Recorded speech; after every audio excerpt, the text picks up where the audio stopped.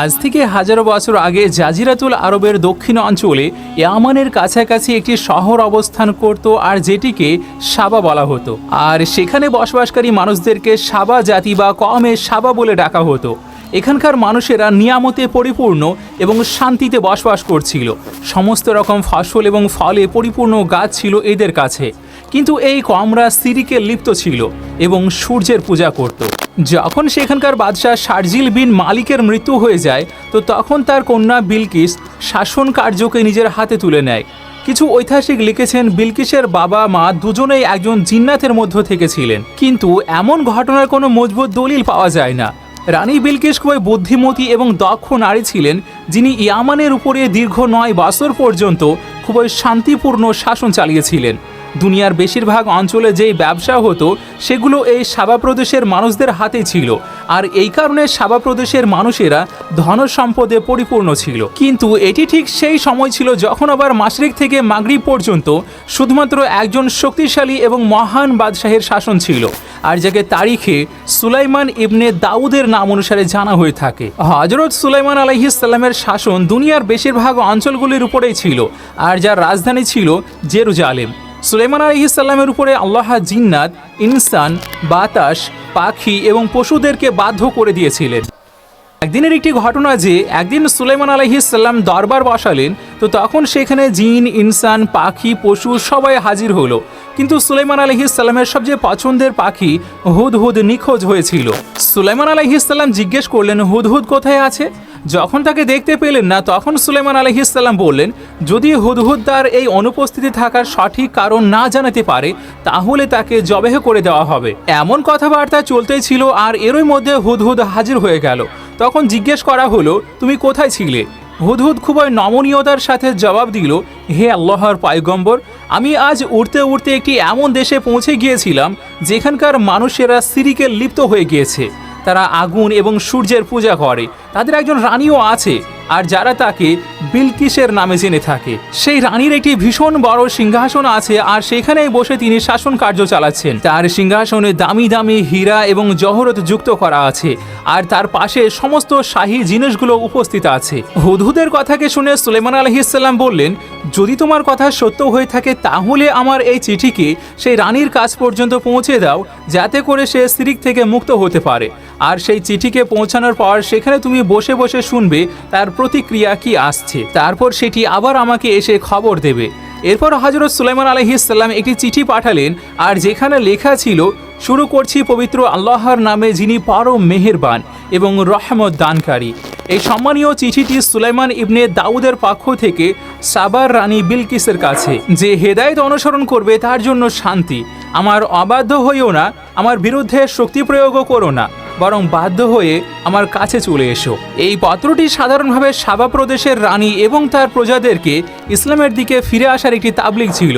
হুদহুদ এই পত্রটিকে নিয়ে গিয়ে রানী বিলকিসের কোলে ফেলে দিল। রানী বিলকিসের দরবারে সেই সময় মোটামুটি 300 জন সর্দার বসেছিল। যখন তারা এই পত্রটিকে পড়ল, তখন তারা খুবই রাগান্বিত হলো এবং বলল যে এই পত্রটি দ্বারা আমাদেরকে অসম্মান করা হয়েছে, সেই জন্য আমাদেরকে এর ভীষণ কঠোর জবাব দিতে হবে। কিন্তু রানী বিলকিস খুবই বুদ্ধিমতী ছিলেন, তো সেই জন্য সেই সর্দারদেরকে বোঝালেন যে এই চিঠি থেকে এটি অনুমান করা যাচ্ছে এটি কোনো সাধারণ মানুষের বার্তা নয়, বরং সে একজন ঈশ্বরের দূত। সেই জন্য আমাদেরকে বুদ্ধি বের করে কাজ করতে হবে। রানী বিলকিস বললেন, আমি সুলাইমান আলাইহিস সালামের কাছে একটি উপঢৌকন পাঠাচ্ছি, যদি সে কবুল করে নেয় তাহলে সে বাদশাহ এবং আমি তার সঙ্গে যুদ্ধ করব। কিন্তু যদি সে উপঢৌকন কবুল না করে, তাহলে আমি তাকে অনুসরণ করব, কেননা সে একজন পয়গম্বর। হুদহুদ এই সমস্ত কথাগুলো শুনছিল, আর তারপর সে ফিরে এসে সুলাইমান আলাইহিস সালামকে সব খুলে বলল। এরপর হযরত সুলাইমান আলাইহিস সালাম জিন্নাতদেরকে আদেশ করলেন, শহরের ভিতরে প্রবেশের রাস্তাগুলোতে সোনা চাঁদির ইট দ্বারা মোড়ানো হোক। রাস্তার দুই পাশে সোনার আশ্চর্য অদ্ভুত জন্তুদেরকে খাড়া করে দেওয়া হোক। হুজরা এবং আম্মালে সালতানাতের সমস্ত কুরসিগুলোকে সোনার করে দেওয়া হোক, আর দরবারকে হীরা এবং জহরত দ্বারা সাজানো হোক। ওদিকে রানী বিলকিস হযরত সুলাইমান আলাইহিস সালামের জন্য উপঢৌকন পাঠিয়েও দিলেন, আর যার মধ্যে সোনার ইট, জহরত, গোলাম, দাসী এবং রানীর একটি পত্র ছিল। যখন এই সমস্ত জিনিসকে রানীর দূত নিয়ে এসে হজরত সুলাইমান আলাইহিসসালামের দরবারে পৌঁছালো, আর যখন সে দরবারের এমন অবস্থাকে দেখলো তখন ভীষণ লজ্জিত হলো। হজরত সুলাইমান আলাইহিসসালাম রানীর দূতকে বললেন, তোমরা কি আমাকে ধনসম্পদ এবং মাল দ্বারা সাহায্য করতে এসেছো? তাহলে দেখে নাও যে যা কিছু আমাকে আল্লাহ দিয়েছেন সেগুলো তার থেকেও বেশি যা তোমাদের কাছে আছে। সেই জন্য তোমাদের উপঢৌকন তোমাদের কাছেই রাখো, আর তোমরা পুনরায় ফিরে যাও এবং নিজের রানীকে বলবে যে সে যেন আমার অপেক্ষা করে, আমি অনেক বড় একটি সৈন্যবাহিনী নিয়ে আসব। যখন এই খবর রানী বিলকিসের কাছে পৌঁছালো তখন রানী বিলকিস বুঝে গেলেন যে সে সত্যি একজন আল্লাহর পয়গম্বর।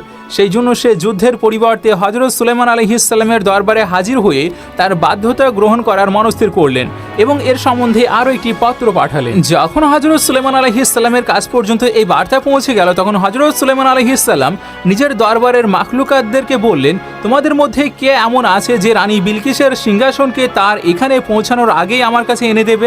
একজন দেও হাইকেল বৃহৎ জিন বলল, আপনার দরবার সমাপ্ত হওয়ার প্রথমে আমি সেটিকে নিয়ে আসব, আর আমি এই কাজটি করার সম্পূর্ণ শক্তি রেখে থাকি, আর আমি এর আমানতদার। এক ব্যক্তি যার কাছে কিতাবের জ্ঞান ছিল সে বলল, আমি এই সিংহাসন আপনার চোখের পলক পড়তেই আপনার কাছে নিয়ে আসব। তারপর হজরত সুলাইমান আলাইহিসসালাম সিংহাসনকে নিজের কাছে দেখতে পেলেন, তখন জোরে চিৎকার করে উঠলেন, এটি আমার রব্বুল আলামিনের ফাজল করম, যাতে করে তিনি আমাকে পরীক্ষা করে দেখেন যে আমি শুকরিয়া আদায় করছি না করছি না। কেননা যে শুকরিয়া আদায় করে তার শুকরিয়া তার নিজের জন্য ভালো, কিন্তু যদি কেউ শুকরিয়া আদায় না করে তাহলে আমার পরওয়ারদিগার সবকিছুর উপর ক্ষমতা রেখে থাকেন। যে ব্যক্তি চোখের পলকের মধ্যেই রানী বিলকিসের সিংহাসনকে হজরত সুলাইমান আলাইহিসসালামের কাছে উপস্থিত করলেন, মুফাসসিরিনদের মতে সেই ব্যক্তি হজরত সুলাইমান আলাইহিসসালামের কোনো একজন বন্ধু ছিল, আর যার নাম ছিল আসিফ ইবনে বারখিয়া। আবার কেউ কেউ লিখেছেন সে আপনার খালাতো ভাই ছিল। বলা হয়ে থাকে যে এই সিংহাসনের দৈর্ঘ্য ৮০ হাত এবং প্রস্থ ছিল ৪০ হাত আর উচ্চতা ছিল ৩০ হাত। সেই সিংহাসনে মতি এবং ইয়াকুতের মতো মূল্যবান রত্নগুলো বসানো ছিল। কিন্তু সুলাইমান আলাইহিসসালাম সেই সিংহাসনটির কিছু পরিবর্তন করলেন আর আগের থেকে আরও ভালো করে দিলেন।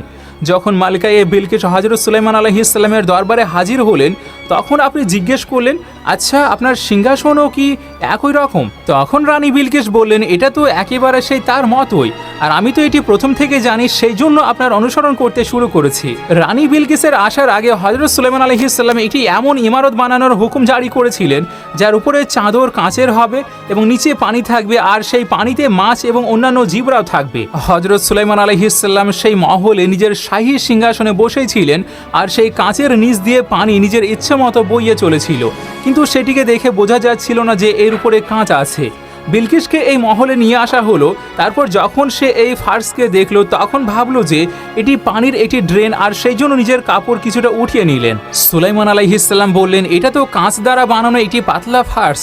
তখন রানী বিলকিস লজ্জিত হয়ে গেলেন আর বলে উঠলেন, হে আমার পরওয়ারদিগার, আমি সূর্যের পূজা করে নিজেই নিজের উপরে জুলুম করেছি, কিন্তু এখন সুলাইমানের সাথে তার আল্লাহর বাধ্যতা গ্রহণ করছি। আর এখান থেকে এটিও প্রকাশ হয়ে গেল যে যেমনভাবে সে কাঁচের ভিতরে থাকা পানিকে দেখে অনেকটা গভীর গর্ত মনে করে ফেললো, ঠিক তেমনইভাবে সে এবং তার কমরা সূর্যের তেজ রশ্মিকে দেখে তাকে মাবুদ এবং সর্বশক্তিমান ভেবে বসেছিল। সেই জন্য তাকে তার পূর্ববর্তী ভুলের জন্য খুবই আফসোসও হলো। কিছু বিশেষজ্ঞরা লিখেছেন এই ঘটনার পর সাবার রানী বিলকিস মুসলিম হয়ে গিয়েছিলেন এবং হজরত সুলাইমান আলাইহিসসালামের সঙ্গে নিকাহ হয়ে যায়। কিন্তু কিছু ঐতিহাসিক লিখেছেন এরপর হজরত সুলাইমান আলাইহিসসালাম রানী বিলকিসকে ইয়ামানে পাঠিয়ে দিয়েছিলেন, আর তার জন্য সেখানে 3টি বড় বড় মহলের নির্মাণও করিয়েছিলেন। কোরআন শরীফটা যেভাবে উনি গ্রাফিক্যাল কাজ করছেন এর ভিতরে, কোরআন বোঝার জন্য এই বইটা সবার পড়া উচিত। আসসালামু আলাইকুম। আমি আজহারি সাহেবের খুব একজন